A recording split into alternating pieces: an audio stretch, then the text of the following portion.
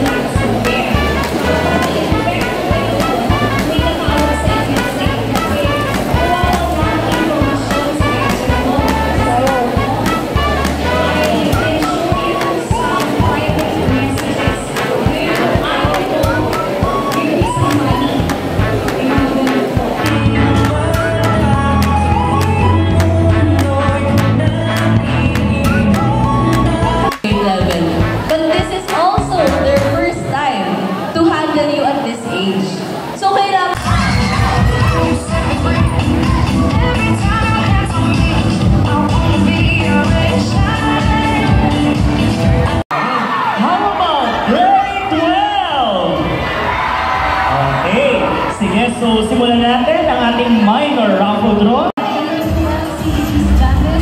Wala pa! Miss. Wala! Wala! 10, 9. Wala! Pamuntahin nyo. Naririnig ko po si Segen. Uy, sorry na si Ma'am G. Lagot, lagot, lagot! Ikaw nga. Hello mga viewers! Lager.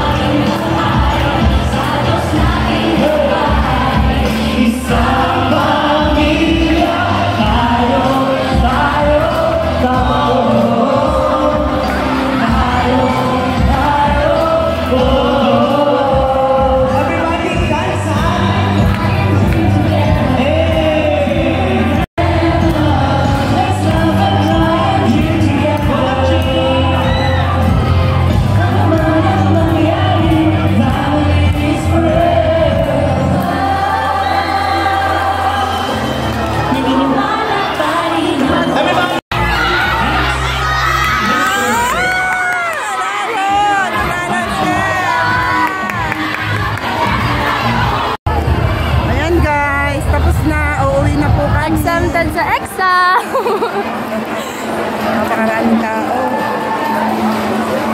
Uwian na. Ang saya-saya. Nanalo sila sa Yale. Ayan guys, nakauwi na kami. Dito na ako kakain kasi anong oras na? 7:30 na ng gabi kami nakauwi. Buti na lang may nakuha agad kaming jeep sa dami ng mga parents and student na nag-abang ng sasakyan sa highway. Ayun, dito ko na lang kakainin yung aking dinner kasi hindi ako sanay kumain ng maaga. Tsaka nag-snack kami kanina ng hamburger. So, yun lang. Masaya pa yung aming naging family day. Yun lang. Salamat po. Kasi si nanay nag-aaya sa munisipyo. Gusto daw niya makita yung mga lights doon. Tsaka yung mga, tignan namin kung ano yung meron sa munisipyo, yung mga kain-kain. Kaya pahinga lang ng konti. Tapos mamaya sisilip kami doon. Ayun. Tapusin ko na ang aking video. Salamat po sa lahat ng mga matiyagang nanonood. God bless you all. Kain po tayo. Parang ano to fish fillet, tsaka adobo na merong button mushroom. God bless you. Kain tayo. Wala ba dito? Tinatax ako kanina gisingin ko raw si Meg. Lumabas si Melsa. Kumain muna. Kasunduin daw si Halila sa work. Kain po, ano? Nag-chat sa akin, namin sinaing ba? Sabi ko, bakit? Alam ko may kain naman eh. Makain.